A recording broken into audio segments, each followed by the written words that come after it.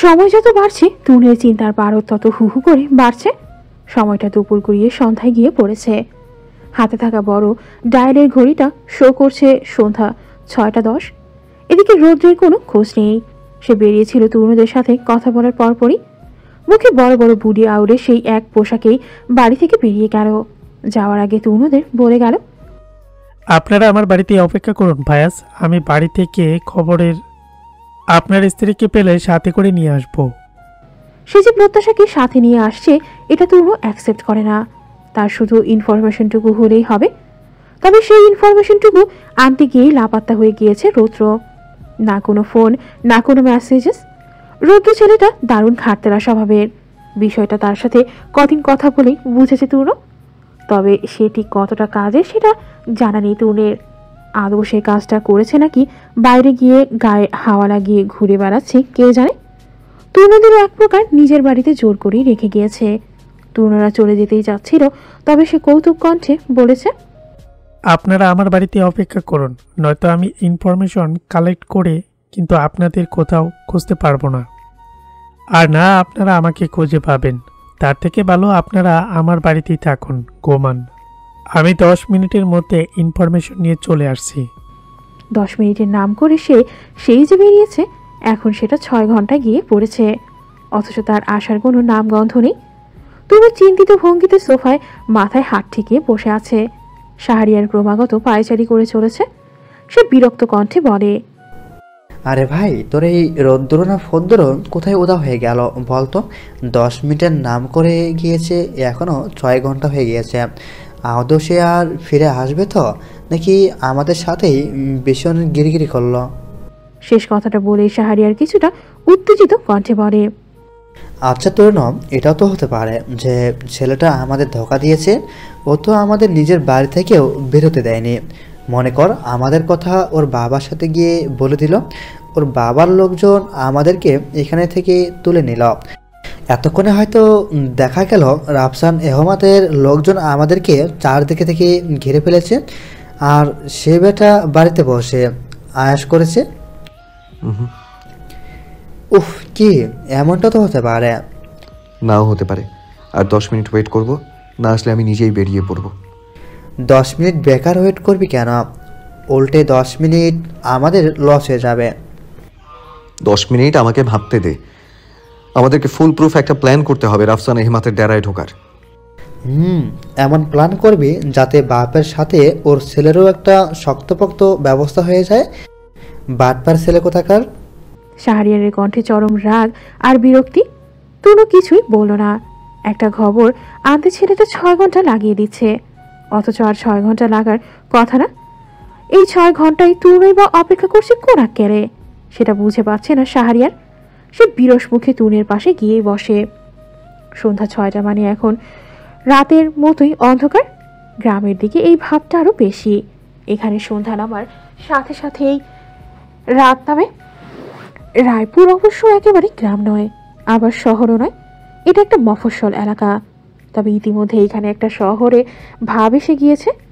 যে এলাকায় স্বয়ং একজন সংসদীয় এমপির বাস, সেখানে লোক দেখানোর জন্য হলেও কিছুটা উন্নতি হবে। সেই উন্নতিতেই সিক্ত রায়পুর। রাস্তার দুধারে সারি করে দোকান বাঁধা, ঝলমলে আলো জ্বলছে। সেখানকারই একটা দোকানে দাঁড়িয়ে সিগারেট টানছে রৌদ্র। তার মধ্যে কোনো উমেদারি নেই, কোনো কাজের তারা। পকেটের মধ্যে ফোনটা ক্রমাগত বেঁচে চলেছে। সেটা ধরার জন্য তার মধ্যে কোনো বিচলিত ভাব দেখা গেল না। বাজছে বাজুক না। তার পাশেই ছোট্ট মতো একটা মেয়ে ভেজা বেড়ানোর মতো করে দাঁড়িয়ে আছে। সেটা দেখে দারুণ মজা পাচ্ছে সে। এই দোকানটায় লোকজন খুব একটা নেই, শুধুমাত্র দোকানি ছাড়া আর কেউই নেই। সেও তার দিকে চোখ তুলে তাকাচ্ছে না, তবে ছোট মেয়েটার দিকে আর চোখে তাকাচ্ছে ঠিকই। রৌদ্রের গায়ে এখনো সেই পোশাক, 3/4 হাতা লম্বা গেঞ্জি আর শাল চাদর জড়ানো। শুধু পায়ের জুতোটা চেঞ্জ হয়েছে। আগে ছিল চটি স্যান্ডেল, এখন হোয়াইট স্নিকার। কি অদ্ভুত সাজ তার। সে পাশে থাকা মেয়েটিকে সে স্বাভাবিক স্বরেই জিজ্ঞাসা করে, নাম কি? মেয়েটা উত্তর দেয় না। তার দিকে একবার ভয়ার্ত চাহনিতে দেখে চোখ নামিয়ে ফেলে। রৌদ্র আলগোছে হাসে, হেসে শুধায়, পায়াজের বউ প্রত্যাশা, তাই তো? প্রত্যাশা চকিতেই লোকটার দিকে তাকায়। লোকটি তখন হাসছে।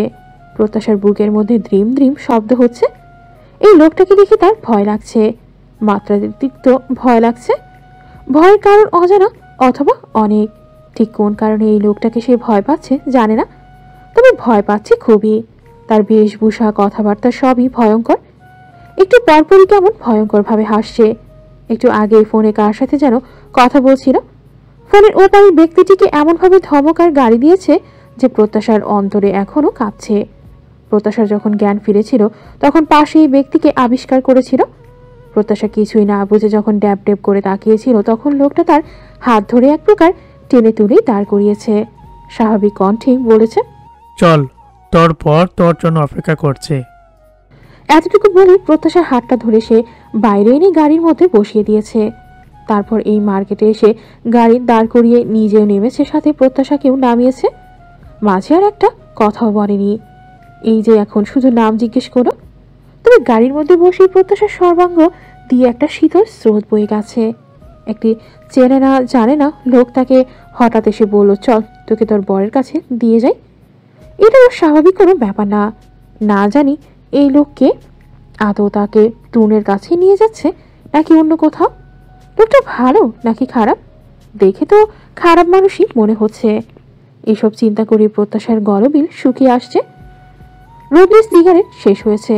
সে দোকানিকে টাকা না দিয়ে প্রত্যাশাকে টেনে টেনে এনে আবার গাড়িতে বসায়। তারপর ফোন করে কাউকে একটা। প্রত্যাশা পুরোটা সময় চুপচাপ ভয়ার্ত চাহনিতে এই লোকটার কাণ্ড কারখানা দেখতে থাকে। লোকটি প্রত্যাশাকে নিয়ে জঙ্গলের রাস্তা ধরে হাঁটছে। বিষয়টা খেয়াল হতেই প্রত্যাশার সর্বাঙ্গ দিয়ে একটা শীতল স্রোত বয়ে গেল। এই লোকটাকে জঙ্গলের দিকে নিয়ে যাচ্ছে কেন? লোকালয় ছেড়েছে তারা অনেকক্ষণ হলো। তখন থেকে প্রত্যাশার বুকের মধ্যেই ঠিপ ঠিপ করছে। গাড়ি থেকে নামার পর সেই ডিপডিপানি আরো বেড়েছে। এই লোক তাকে কোথায় নিয়ে যাচ্ছে? জঙ্গলের মধ্যে গিয়ে তাকে কি মেরে ফেলবে? মেরে জঙ্গলেই রেখে দেবে? কিন্তু কে এই লোক? তাকে তো প্রত্যাশা জীবনে কোনোদিনও চোখে দেখেনি। তাহলে সে কেন প্রত্যাশার এত বড় ক্ষতি করবে? প্রত্যাশা ভয়ে ভয়ে বারে বারে সারা পথটি শুধু মনে মনে প্রার্থনা করতে থাকে এই লোক কথা মতো সত্যি যেন তাকে তরুণের নিকট পৌঁছে দেয়। প্রত্যাশা ভয়ে মুখ দিয়ে আর একটি কাগজও বের করার সাহস পাচ্ছে না। তার নিকট কেমন মনে হচ্ছে এই লোকের সাথে কথা বললেই তার ভয়ঙ্কর কোনো বিপদ হবে। প্রত্যাশার হাত পা কাঁপছে। উত্তেজনায় তার শরীরের প্রতিটি নিউরনে পৌঁছে গিয়েছে বোধ হয়। সেই জন্যই এত কম্পন সৃষ্টি হয়েছে শরীরে। সে নিজেকে ধরে রাখতে পারছে না। মনে হচ্ছে দৌড়ে গিয়ে মানুষটার বুকে ঝাঁপিয়ে পড়ুক, তবে সে সেটাও পারছে না। তার কেবলই মনে হচ্ছে সে হারিয়ে যাচ্ছে কোনো এক অন্ধকারের গভীরে। ততলে সে হারিয়ে যাচ্ছে। এই দীর্ঘ সময় সে মানুষটাকে সে মনে মনে দেখতে চেয়েছে, সেই মানুষটাকে তার কাছে আসার জন্য প্রার্থনা করেছে। সেই মানুষটাই তার সামনে দাঁড়িয়ে আছে, তবুও সে কেন নড়তে পারছে না? কেন যেতে পারছে না ওই মানুষটার কাছে? দূরে কোথাও হতে ভেসে আসছে একটা ডাক। না, দূর হতে নয়, খুব কাছ থেকেই প্রত্যাশাকে ডাকছে সে। এই তো সে প্রত্যাশার সন্নিকটে দাঁড়িয়ে আছে, অতি সন্নিকটে। হাত বাড়ালেই ছুঁয়ে দেখা যাবে, তবুও সে হাতটুকুও সে বাড়াতে পারছে না। তার নিকট কেবলই মনে হচ্ছে গভীর অন্ধকার তাকে ডাকছে। সে অন্ধকারের কোনো আদি ও অন্ত নেই। তরুণকে দেখে প্রত্যাশা সেখানেই জ্ঞান হারায়। তরুণ তাকে ধরে নিতে গিয়েও পারে না। তার আগেই রৌদ্র ধরে নিয়েছে প্রত্যাশাকে। তরুণ হাত বাড়িয়ে নিয়ে গিয়েও পারে না। রৌদ্র সরিয়ে নেয় প্রত্যাশাকে। তরুণর আগত চাহনিতেই রৌদ্রের দিকে তাকায়, অস্থির কণ্ঠে শুধায়, ও জ্ঞান হারিয়েছে, ওকে আমার কাছে দিন রুদ্র। এত সহজ নয় ফায়াজ। আপনার স্ত্রীকে এত সহজে তো পাবেন না আপনি। কি বলতে চাইছেন? কঠিন কণ্ঠে শুধালো তরুণ। এই ছেলের মতিগতি সে ধরতে পারছে না, হয়তো ধরতেও চাইছে না। তার এখন সমস্ত চিন্তা প্রত্যাশাকে নিয়ে। মেয়েটা তাকে দেখতে উত্তেজনায় জ্ঞান হারিয়েছে, তবে রৌদ্র তাকে ছুতে অব্দি দিচ্ছে না। এত কাছে থাকা সত্ত্বেও প্রত্যাশাকে ছুতে না পারার ক্রোধ তার রন্ধ্রে রন্ধ্রে পৌঁছে যাচ্ছে। রৌদ্র যে প্রত্যাশাকে সত্যি সত্যি আনবে সেটা ধারণার বাইরে ছিল তরুণের।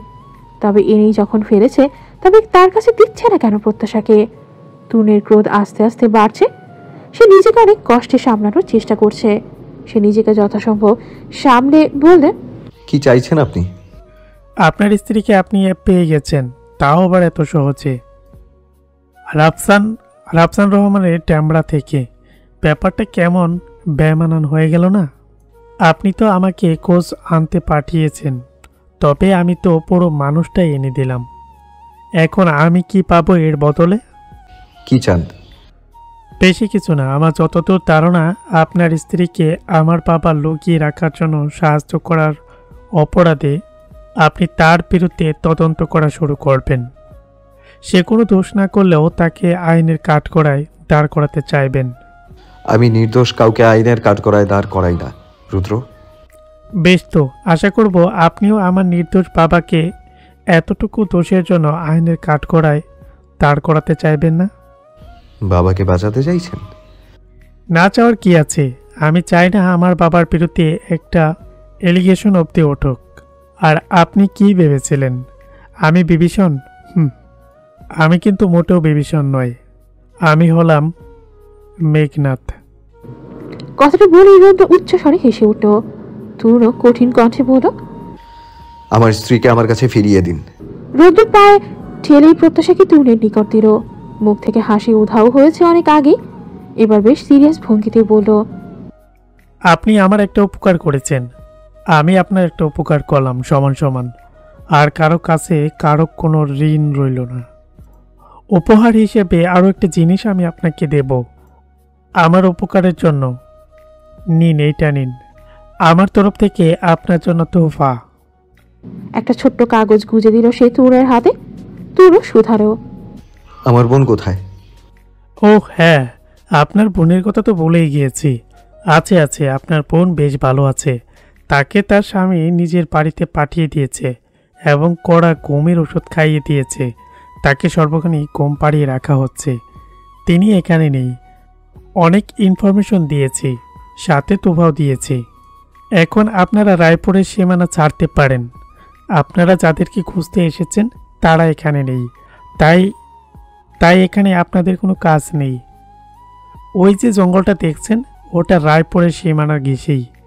ওপাশে কুমুদি পাড়া, চাইলে ওখানে যেতে পারেন, তবে রায়পুর আর নয়। রৌদ্র তরুণের চলে যেতে বললেও নিজে চলে যাওয়ার জন্য উদ্বেগ নিল। সে শেষবারের মতো বলল, আপনার স্ত্রীকে দেখে আমি সত্যি অবাক হচ্ছি। এইটুকু বাচ্চা একটা মেয়ে। যাই হোক, ভালো থাকবেন আপনারা। সাথে আপনার স্ত্রীকেও সামলে রাখবেন। হারিয়ে যাওয়া জিনিস একবার পাওয়া যায়, বারবার নয়। আর আশা রাখবো আপনারা অতি শীঘ্রই রায়পুর ছাড়বেন। আসি তাহলে, খোদা হাফেজ। রৌদ্র হ্যান্ডশেকের জন্য হাত বাড়িয়ে দিল। তবে তনু দু হাতেই প্রত্যাশাকে আগলে রেখেছে দেখে সে হাত আবার হেসে ফিরিয়ে নিল। তনু বিপরীতে কিছুই বলল না। ছেলেটা বড়ই অদ্ভুত। এই অদ্ভুত ছেলেটা হাঁটতে হাঁটতেই জঙ্গলের আধারের মাঝে মিলিয়ে গেল এক সময়।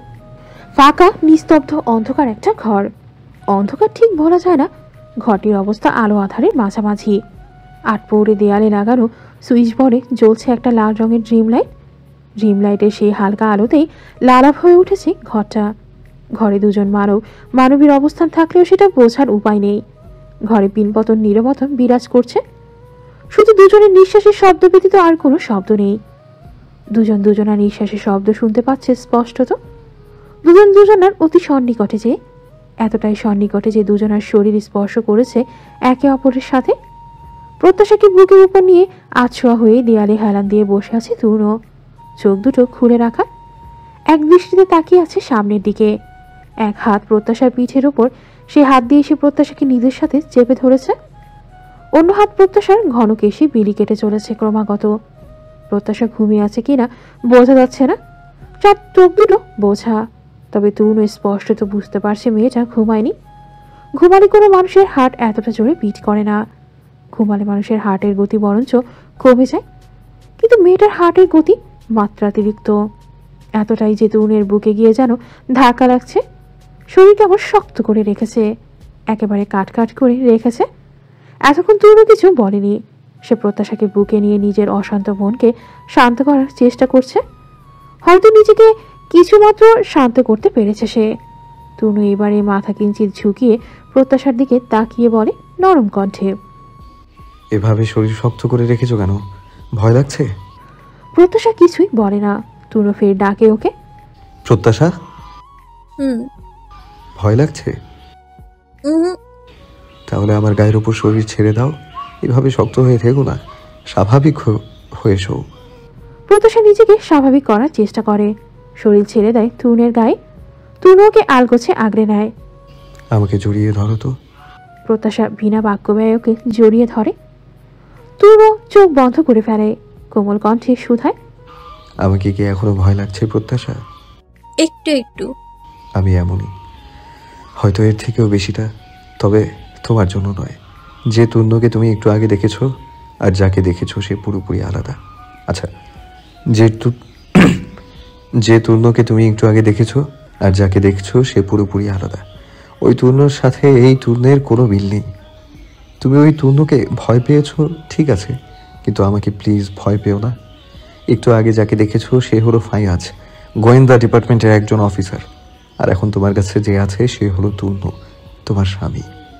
আপনি ওদের ওভাবে মারতে পারলেন? যদি মরে যেত? এমনভাবে মেরেছি যাতে মরে যাওয়ার যন্ত্রণা নিয়ে বেঁচে থাকে সারা জীবন। আপনি ওদের ওভাবে কিভাবে মারলেন? আমার তো দেখে হাত পা কাঁপছিল। ওরা তোমাকে যেভাবে আঘাত করেছে আমি তার চেয়ে 1000 গুণ বেশি আঘাত করেছি। একটু থামে তুনো, ফের বলে, কিছু জিনিস অনুধাবন করতে হয়, সেগুলো মুখে বলা যায় না। সেগুলো অন্তর দিয়ে অনুভব করতে হয়। একজন আরেকজনের অন্তরের সাথে মিল না থাকলে, দুজনের অন্তরে একই সময় একই অনুভূতি না থাকলে সেগুলো বোঝা যায় না। তুমি কি আমার মনের কথা বুঝতে পারছো? বুঝতে পারছো কি আমি তোমাকে নিয়ে বুঝতে পারছো কি আমি তোমাকে নিয়ে এখন কি অনুভব করি? অনুভূতি কিন্তু এত সহজে আসে না। তোমার প্রতি আমার একটা স্ট্রং ফিলিংস আছে প্রত্যাশা, খুবই স্ট্রং। সেটার পেছনে হয়তো কোনো কারণ আছে বা হয়তো কারণ ছাড়াই একটা স্ট্রং ফিলিংস আছে। তুমি কি আমার কথা বুঝতে পারছো প্রত্যাশা? এখন বুঝতে না পারলেও সমস্যা নেই, আর একটু বড় হও, তখন ঠিকই বুঝতে পারবে। হয়তো বুঝতে পারছি। ক্ষীরস্বরে উত্তর দেয় প্রত্যাশা। তুর্ণ ছোট্ট একটা নিঃশ্বাস ফেলে ফের বলে, এখন বেশি বোঝার দরকার নেই। আমি তোমাকে যতটুকু বোঝাতে চাইবো তুমি ঠিক ততটুকুই বোঝার চেষ্টা করো। আমার তোমাকে অনেক কিছু বলার আছে প্রত্যাশা। তোমার জন্য আমার অন্তরে অনেক কথা জমে রয়েছে। কি কথা? চট করে সুদ হয় প্রত্যাশা। এখন শুধু এতটুকুই শুনে রাখো, তোমাদের সবার থেকে আমাকে অনির্দিষ্ট সময়ের জন্য দূরে থাকতে হবে। কোথায় যাবেন আপনি? প্রত্যাশা চকিতে তুর্ণের দিকে তাকায়। তার কথা শেষ হওয়ার আগে বিস্মিত কণ্ঠে শুধায় সে। তুর্ণ ওর দিকে তাকায়। ক্ষণকালে এক দৃষ্টিতে তাকিয়ে থাকে প্রত্যাশার বিস্মিত মুখপানে। অন্যমনস্ক স্বরে বলে, মাঝে মাঝে অন্যের ভালোর জন্য আমাদের অনেক কিছুই করতে হয়, তেমন তোমার ভালোর জন্য আমাকে কিছুদিনের জন্য দূরে যেতে হবে। আমি বেঁচে ফিরি বা মরে, দেখবে আমি তোমার কাছে ফিরবো। তোমার সব সমস্যার সমাধান করেই ফিরবো। এসব কি বলছেন? তুমি যা শুনেছ প্রত্যাশা, এমন অনেক কিছুই আছে যেগুলো তোমার জানার বাইরে। সেগুলোর কথা তুমি স্বপ্নেও ভাবুনি মনে হয়। তবে সেগুলো তোমার সাথে ঘটেছে। তোমাকে সেগুলো জানতে হবে। তোমার জানতে হবে কোনটা সত্য কোনটা মিথ্যে। তুমি অনেক কিছুই হারিয়েছ, অনেক কিছু না, তুমি তোমার জীবনের সবচেয়ে বড় জিনিসটাকে হারিয়েছ। তোমাকে সেগুলো জানাতে, সেগুলো ফিরিয়ে দিতে হলে আমাকে দূরে যেতেই হবে। আমি আমার মা বাবাকে হারিয়েছি, কিন্তু তারা তো মারা গেছেন। তাদের তো আপনি আর ফিরিয়ে দিতে পারবেন না। তাহলে আপনি কেন হারিয়ে যেতে চাইছেন? আপনাকে কে ফিরিয়ে দিবে আমার কাছে? ধরা গলায় জিজ্ঞেস করে প্রত্যাশা। তার অক্ষিকোটরে পানি টলমল করছে। একটু টোকা দিতেই তা কপল বেয়ে গড়িয়ে পড়বে হয়তো। তুর্ণকে টেনে নিয়ে আবার বুকের সাথে মিশিয়ে নেয়। চুলের ভাঁজে ছোট্ট করে একটা চুম্বন এঁকে দিয়ে বলে, হারিয়ে যাচ্ছি না তো, আমি ফিরে আসব। আবার ফিরে আসবো তোমার কাছে, খুব তাড়াতাড়ি ফিরে আসবো। তাহলে ওভাবে কেন বললেন? ভুল হয়েছে, আর বলবো না ওভাবে। আমার আর কিচ্ছু চাই না। আপনি প্লিজ কোথাও যাবেন না। আমাকে যে যেতেই হবে প্রত্যাশা। বললাম তো আমার কিচ্ছু চাই না। আমি কি ভাবিনি, কি জানতে পারিনি, কি হারিয়েছি। আমার কিচ্ছু ফেরত চাই না। আমার কিচ্ছু জানতেও চাই না। আপনি শুধু কোথাও যাবেন না। জেদ ধরা কণ্ঠে বলে প্রত্যাশা। সে তুর্ণকে আগের মতো শক্ত করে জড়িয়ে ধরেছে, যেন তুর্ণকে আটকানোর একটা শক্তিশালী প্রয়াস। তুর্ণর মাথায় হাত বুলিয়ে দিতে দিতে বলে, আমাকে যে যেতেই হবে প্রত্যাশা, তোমার জন্য, তার জন্য আমাকে যেতেই হবে। কার জন্য? তার এই প্রশ্নের উত্তর দেয় না তুর্ণ। সে প্রত্যাশাকে কোলে নিয়ে উঠে দাঁড়ায়। প্রত্যাশাকে নিয়ে বসায় খাটের ওপর। তারা এতক্ষণ মেঝেতেই বসেছিল। মেঝেটাই যেন তাদের এক শান্তির জায়গা। তুর্ণ প্রত্যাশাকে নিয়ে খাটে বসিয়ে দেয়। প্রত্যাশার গালে হাত রেখে শুধায়, এসব নিয়ে পরে কথা হবে, এখন একটু ঘুমিয়ে নাও। না। না কেন? আমি ঘুমোলেই আপনি চলে যাবেন। প্রত্যাশার কথায় শব্দ করে হেসে ওঠে তুনো। প্রত্যাশা চোখ ছোট ছোট করে তুনের হাসি দেখে চলেছে। সে বুঝতে পারছে না সে ঠিক কি হাসির কথা বলেছে, যার জন্য গোমরামুখ মানুষটা এভাবে হাসছে। সে না বুঝে বোকার মতো শুধায়, হাসছেন কেন এভাবে? আমি চলে যাওয়া নিয়ে এত ভয়? আপনি চলে গেলে আমি একা একা কিভাবে থাকবো? কার সাথে থাকবো? বাড়ির সবার সাথে থাকবে।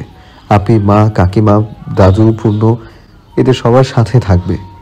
দাদু আমায় পছন্দ করেন না। এবার করবেন, খুব পছন্দ করবেন। আমি দাদুর ওপর এমন ম্যাজিক করে রেখে যাব যে দাদু তোমাকে পছন্দ না করে থাকতেই পারবেন না। কি ম্যাজিক? সেটা সিক্রেট, তোমাকে পরে একদিন বলবো। আর এখন আমি কোথাও যাচ্ছি না। এসো, এখন ঘুমিয়ে পড়ি। অনেকদিন ঠিকভাবে ঘুমোতে পারিনি। আজ তোমাকে বুকে জড়িয়ে একটা শান্তির ঘুম দেব। কথাটা বলেই তুনো খাটে উঠে আছড়া হয়ে শুয়ে পড়ে। হাত বাড়িয়ে প্রত্যাশাকে কাছে ডাকে। প্রত্যাশা পিছু ঘুরে এক পল তুনের দিকে তাকিয়ে আবার সামনে ফিরে নিচে মেঝের দিকে তাকিয়ে ঠায় বসে থাকে। ক্ষীণ কণ্ঠে শুধায়, আপনার সাথে ঘুমাবো? কি বললে? কথাটা ফের শুধায় প্রত্যাশা। আগে নাই ক্ষীণ কণ্ঠে শুধায়। তুনো না শোনার ভান করে একই প্রশ্ন ফের করে। প্রত্যাশা এবারে তুনের দিকে তাকিয়ে ক্ষীণ কণ্ঠে শুধায়, আমি অন্য ঘরে গিয়ে শুই, আপনি আমার ঘরে থাকুন। আমি বাবা মায়ের ঘরে থাকছি। তুনো প্রত্যাশার বর্তমান অবস্থা এখন প্রত্যাশাদের অতিথিপুরের বাড়িতে। প্রত্যাশাকে নিজের কাছে পাওয়ার পর তুনো প্রথমেই প্রত্যাশাকে এখানে নিয়ে এসেছিল। প্রত্যাশার জ্ঞান ফেরা অবধি সে আর অপেক্ষা করতে পারেনি। তার আগেই তাকে মিশনে ছুটতে হয়েছিল। তুনের ধারণা ছিল সাদাবের বর্তমান অবস্থান এখন কুমুদি পাড়ায়। অবশ্য তার এই ধারণা উৎপত্তির পেছনেও কারণ ছিল। রৌদ্র যখন তাকে রায়পুর ছেড়ে কুমুদি পাড়ায় যেতে বলছিল তখনই কিছুটা আঁচ করছিল তুনো। তবে তার ধারণা পুরোপুরি ক্লিয়ার হয় রৌদ্রের দেওয়া চিরকুটটা খোলার পর। সেখানে ইংরেজিতে 3টা শব্দ লেখা ছিল, গো টু কুমুদিপাড়া। চিরকুটটা পড়ার পর তুনের ধারণা পুরোপুরি ক্লিয়ার হয় যে সাদাবার তার দলের লোকেরা কুমুদিপাড়াতেই অবস্থান করছে এখন। সে সেখানে প্রথমে নিজের লোক পাঠিয়ে খোঁজ নেয়। জানতে পারে সেখান থেকে বর্ডার পাস করে ওপার বাংলায় কিছুদিন গা ঢাকা দেওয়ার চেষ্টা করছে সাদাব। তারপর তুনো আর অপেক্ষা করেনি। চারিদিক থেকে নিজের লোক দিয়ে ঘিরে ফেলেছিল কুমুদিপাড়া। NSI এর স্পেশাল টিমও তখন হাজির কুমুদিপাড়ায়। এই মাদক সাপ্লাইকারী চক্রকে ধরার জন্য কত কাঠখড় পোড়াতে হয়েছে তাদের ডিপার্টমেন্টকে। অবশেষে আজ রাতের মধ্যভাগে সেই চক্রকে প্রমাণসেবক ধরতে সক্ষম হয়েছিল তারা। তুনো যখন নিজ হাতে সাদাবকে পাগলা কুকুরের মতো পেটাচ্ছিল তখনই সেখানে শাহরিয়ারের সাথে উপস্থিত হয় প্রত্যাশা। তুনের ওমন মারার ধরন দেখে সে ছুটে যায় তুনের কাছে। ছুটে গিয়ে জড়িয়ে ধরে ওকে। কেঁদে উঠে ফুপিয়ে ফুপিয়ে। তুনো আর ওদের মারতে পারেনি। প্রত্যাশাকে দু হাতে আগলে নিয়ে চলে এসেছিল সেখান থেকে সোজা তারা অতিথিপুরী প্রত্যাশাদের বাড়িতেই এসেছিল। তুনো প্রত্যাশার কথার বিপরীতে খুব স্বাভাবিকভাবেই বলে, ঠিক আছে, যাও তুমি অন্য ঘরে। প্রত্যাশা উচ্ছ্বসিত কণ্ঠে বলে, ঠিক আছে। বলে হাত বাড়িয়ে বালিশটা নিতে গিয়ে তুনো ওর হাতটা ধরে ফেলে। হ্যাঁচকাটা নিয়ে নিজের কাছে এনে খাটে শুয়ে দেয়। ডান হাতটা বিছানার নরম তোষকের সাথে চেপে ধরে বলে, কোথায় যাচ্ছ? আমি না বললাম তোমাকে বুকে নিয়ে ঘুমোবো? হতভম্ব প্রত্যাশা কিছুই বলে না, শুধু মুখখানি অন্যদিক ঘুরিয়ে নেয়। তুনো ওর দিকে ক্ষণকাল চেয়ে থেকে বলে, এ কি, ব্লাশ করছো? লজ্জা পাচ্ছ নাকি? গাল দুটো আস্তে আস্তে পাকা টমেটোর মতো হয়ে যাচ্ছে কেন? প্রত্যাশা চট করে গালে হাত দেয়। অসহায় চাহনিতেই তাকায় তুনের দিকে। তুনো তখন ঠোঁট টিপে হাসতে ব্যস্ত। ওর হাসি দেখে আরো অসহায় বোধ করে প্রত্যাশা। এভাবে হাসছেন কেন? তোমার লজ্জা দেখে। আসো প্রত্যাশা, চট করে আমার বুকে তোমার মুখ লুকাও, যাতে তোমার এই পাকা টমেটোর মতো গাল আর কেউ দেখতে না পায়। বিশ্রী লাগছে। কথাটা বলে দেরি করে না তুনো। ওকে বুকের সাথে মিশিয়ে নেয়, গায়ের ওপর টেনে নেয় কম্বলটি, কানের কাছে ফিসফিসিয়ে শুধায়, একদম নড়াচড়া করবে না। আমি তো চলেই যাচ্ছি, তখন একাই থাকবে। আমি থাকাকালীন একা থাকার কথা চিন্তা করছো কিভাবে? এখন শান্তভাবে ভালো মেয়ের মতো ঘুমোবে, আর আমাকেও ঘুমোতে দেবে। প্রত্যাশা আর কথা বলে না, ভালো বাচ্চাটি নেয় চুপটি করে পড়ে রয় তুনের বুকের মাঝে। দ্বিপ্রহরে ঠিক কিছুক্ষণ আগেই ঘুম ভাঙে প্রত্যাশার। প্রায় ভোর রাতের দিকে শুয়েছিল বলে উঠতে দেরি হয়েছে। শীতকালের মিঠে রোদ্দুর তার মুখে এসে পড়েছে। এরা বেশ আরামদায়ক। সে আবেশী চোখ একটুখানি খুলে আবার বন্ধ করে নেয়, পরক্ষণে আবার চট করে চোখ খুলে ধরফড়িয়ে উঠে বসে। পাশে ফিরে দেখে নিজের পাশের জায়গাটা সম্পূর্ণ ফাঁকা পড়ে আছে। যেখানে কাল তূর্ণ ছিল সেই জায়গাটায় এখন রয়েছে কোলবালিশ। হতবাক প্রত্যাশা এদিক ওদিক তাকিয়ে দেখে ঘরটা সম্পূর্ণ ফাঁকা। সে ব্যতীত আর কেউই নেই ঘরে। হতবাক প্রত্যাশা তূর্ণকে ডাকে, তবে কারো কোনো সারা শব্দই পাওয়া যায় না। সে বিছানা থেকে নেমে তূর্ণকে ডাকতে ডাকতে বাইরের দিকে পা বাড়ায়। শুনছেন? এই যে গোয়েন্দাবাবু, কোথায় আপনি? আমার কথা শুনতে পাচ্ছেন? কোথায় গেলেন আপনি? পুরো বাড়ি খুঁজে তূর্ণের দেখা মেলে না। তূর্ণকে খুঁজতে খুঁজতে প্রত্যাশা টের পায় তাই অন্তরে কম্পন। বুকে থাকা হার্ট নামক জিনিসটা তখন অত্যধিক গতিতে পিট করছে। মানুষ যখন উত্তেজিত হয়ে পড়ে তখনই এমনটা হয়। কাল রাতেও তার সাথে এমন হয়েছিল। তখনও এমন দ্রুত গতিতে হার্টবিট করছিল যখন তূর্ণ তার সন্নিকটে ছিল, অতি সন্নিকটে। এখন তূর্ণকে না দেখতে পেয়ে তার ঠিক এমনই অনুভূত হচ্ছে। অত্যধিক গতিতে বিট করছে তার হৃদয়। প্রত্যাশা প্রায় কান্নায় চলে আসে। কোথায় গেল সে? কাল তো বলছিল সে চলে যাবে, তাহলে সে কি সত্যি সত্যি চলে গেল? তাকে না বলেই চলে গেল? কথাটা খেয়ালে আসতেই উৎকণ্ঠিত প্রত্যাশা ছুটে বাইরে যায়। তার এলোমেলো ওড়নার একাংশ তখন মাটিতে গড়াগড়ি খাচ্ছে। লম্বা খোঁড়া চুলগুলো বড়ই এলোমেলো। প্রত্যাশার দৌড়ানোর সাথে সাথেই প্রত্যাশা বারবার মুখে এসে বাড়ি খাচ্ছে।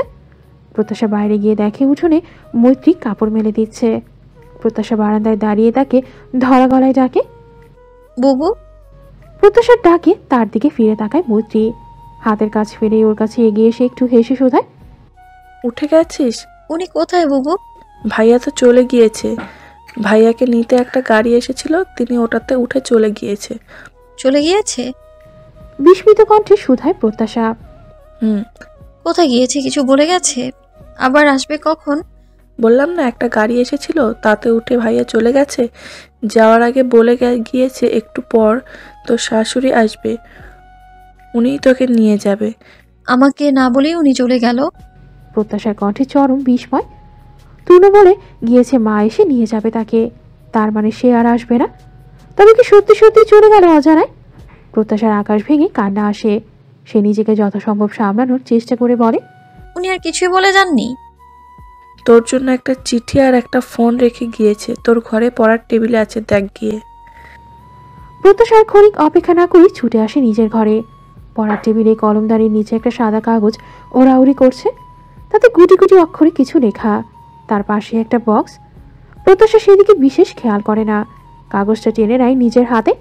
কাগজের ভাঁজগুলো খুলতে গিয়ে প্রত্যাশা খেয়াল করে তার হাতের কম্পন, অন্তরের কম্পন। প্রত্যাশা কাঁপা কাঁপা হাতেই খোলে সেটাকে। তাতে গুটি গুটি অক্ষরে লেখা তার জন্য তূর্ণের যাওয়ার আগে শেষ বার্তা। আমার বউ সোনা সম্বোধনে অবাক হয়েছ নাকি লজ্জা পেয়েছ? জানি কিছুটা অবাক হয়েছ, আবার কিছুটা লজ্জাও পেয়েছ। আমি তোমাকে কখনো নাম ধরে ছাড়া সম্বোধন করিনি, তবে তোমার কাছে আমার প্রথম চিঠিটায় বউ সোনা বলেই সম্বোধন করলাম। এই চিঠিটা আমার কাছেও যেমন একটা আবেগ, তোমার কাছেও তেমন হয়ে থাকবে। চিঠিটা আমি খুব সময় নিয়ে লিখেছি, তোমাকে দেখতে দেখতে লিখেছি।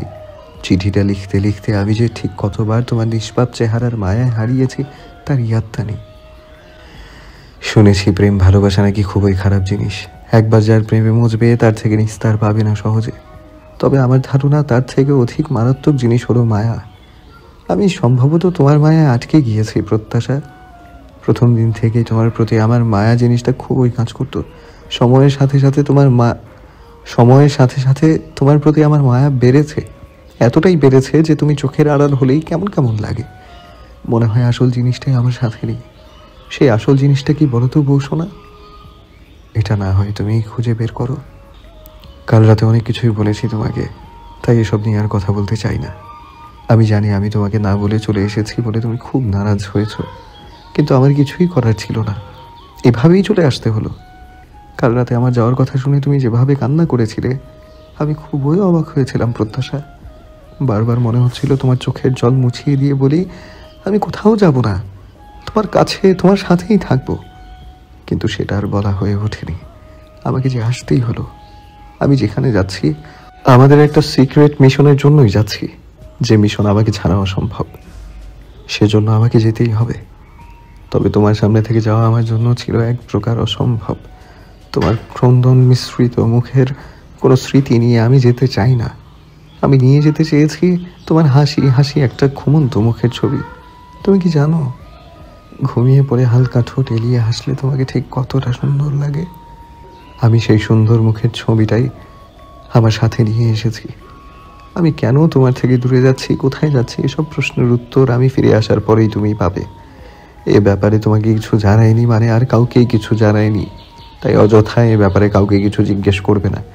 বাড়িতে আমি কাল রাতেই খবর পাঠিয়েছি, মা তোমাকে বিকেলের মধ্যে এসে নিয়ে যাবে। ততক্ষণ তোমার মৈত্রী বুবুর সাথেই থেকো। তোমার জন্য একটা মোবাইল রেখে এসেছি, ওটা তোমার দরকারে পড়বে। ওটাতে তোমার যে নাম্বারগুলো প্রয়োজন সকলের নম্বরই আমি সেভ করে রেখেছি। আর তুমি যে কোনো দরকারে রুমানা বা শাহরিয়ারকে ফোন করতে পারো, ওরা যথাসম্ভব তোমার প্রয়োজন মেটানোর চেষ্টা করবে। আমি ওদেরকে সব কিছুই বলে রেখেছি। আর তোমাকে বৌসোনা বলে সম্বোধনের আসল কারণটা বলে দিই। আমি জানি এই চিঠিটা মাঝে মাঝে তুমি খুলে পড়বে, এই চিঠিটায় আমাকে খুঁজে বেড়াবে, সেজন্য তোমাকে বৌসোনা বললাম। বৌসোনাটা আমার অন্তরের ডাক।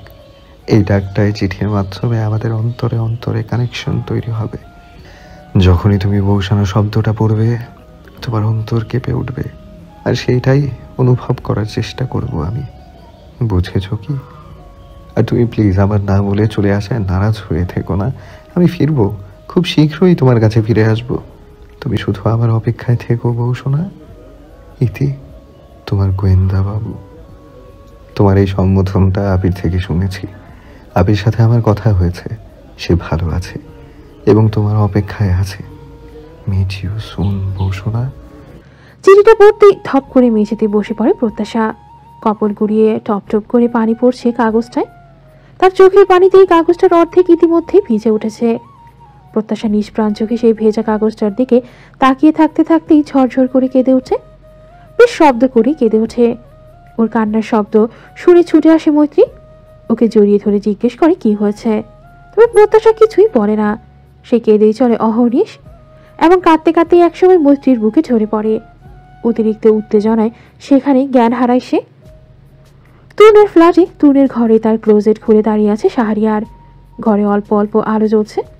তুনের দেওয়া কাগজগুলো সে এখানে করতে এসেছিল। তুনের কথা মতো ক্লোজেটের লকার খুলে তুনের বলা জিনিসগুলো বের করে সেগুলো তার হাতেই ধরে রাখা এখনো। চিঠিটা পড়বে না করেও পড়ে ফেলেছে সে। তাতেই বিস্ময়ে বাঘারা হয়ে গিয়েছে সে।